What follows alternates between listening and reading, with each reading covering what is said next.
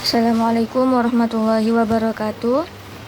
Baik, ketemu lagi dengan saya Fernazima Alidai dari kelas MPIE. Saya akan menjelaskan bab 12 dengan tema fenomena ingkar sunnah. Ya. Lanjut, langsung saja. Apa itu ingkar?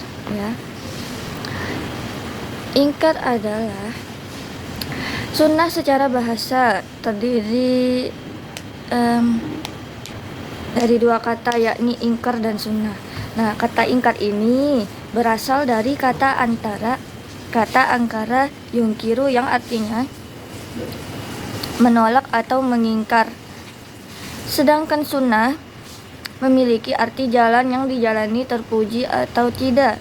Bahwasannya ingkar sunnah adalah yaitu sebagai suatu nama atau aliran suatu paham keagamaan dalam masyarakat Islam yang menolak atau mengingkari sunnah untuk dijadikan sumber dan dasar syariat Islam. Ya. Dalam bab ini dijelaskan sejarah ingkar sunnah.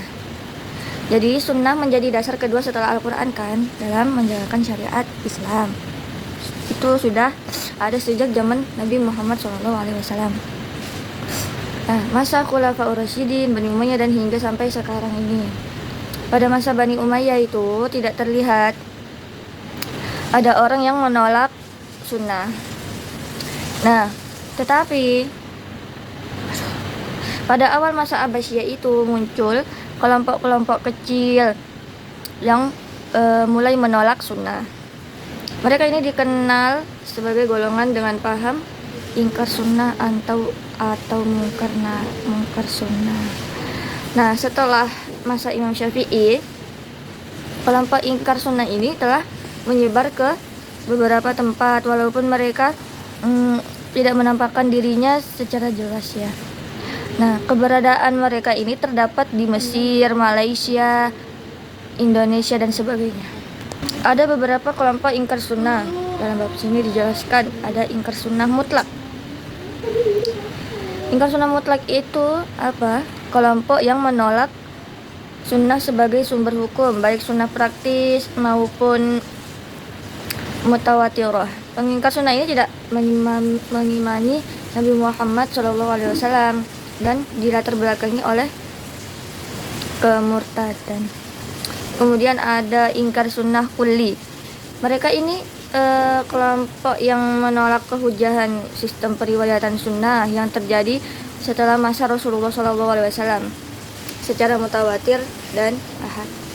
Nah, orang yang ingkar sunnah kulli ini menolak pengalaman seluruh sunnah yang diriwayatkan. Ya. Kemudian di sini ada ingkar sunnah syibh kulli. Mereka ini kelompok yang menerima hadis mutawatir saja. Jadi mereka cuma menerima hadis mutawatir tapi menolak seluruh sunnah ahad. Akan tetapi mereka yang menyebut bahwa hadis mutawatir itu tidak mungkin terjadi karena sulitnya persyaratan yang ditentukan oleh para ulama. Kemudian yang terakhir ada ingkar sunnah juz'i. Pengingkar sunnah juz'i ini orang-orang yang menolak sunnah ahad yang sahih. Mereka itu menganggapnya bertentangan dengan Al-Quran dan bertentangan dengan sains. Jadi bagaimana kesimpulannya? Nah, maksud dari bab ini itu kelompok ingkar sunnah ini tuh banyak ditemukan di Mesir. Gerakan ini dilakukan secara individual. Di Indonesia tuh sangat minim referensi tentang kelompok ingkar sunnah ya yang biasanya ditemukan. Nah, Syuhudi Ismail tuh hanya menyebut tokoh Muhammad Irham Sutrata sebagai tokoh gerakan ingkar sunnah di Indonesia. Gerakan ini itu sangat bertentangan dengan umat Islam di tanah air yang mayoritasnya ini paham ahlu sunnah wal jamaah seperti kayak Nahdlatul Ulama ini, Nahdlatul Ulama, Muhammadiyah, Persis, Al-Irsyad, Al-Khairat, ya maupun organisasi kemasyarakatan Islam yang lainnya. Gerakan ingkar sunnah ini di Indonesia mulai muncul terang-terangan tuh pada awal 1980-an. Dipimpin oleh siapa? Oleh tokoh seperti Haji Abdurrahman atau Parung Kuningan Jakarta, Haji Sanwani di Pasar Rumput, serta tokoh penerbit Lukman Saad, Insinyur Muhammad Irham Sutarto, dan Marinus Taka dari Depok. Mereka ini membentuk kelompok yang dikenal dengan sebutan kelompok Qur'ani atau pengikut Al-Quran yang menolak hadis dan sunnah sebagai sumber hukum Islam.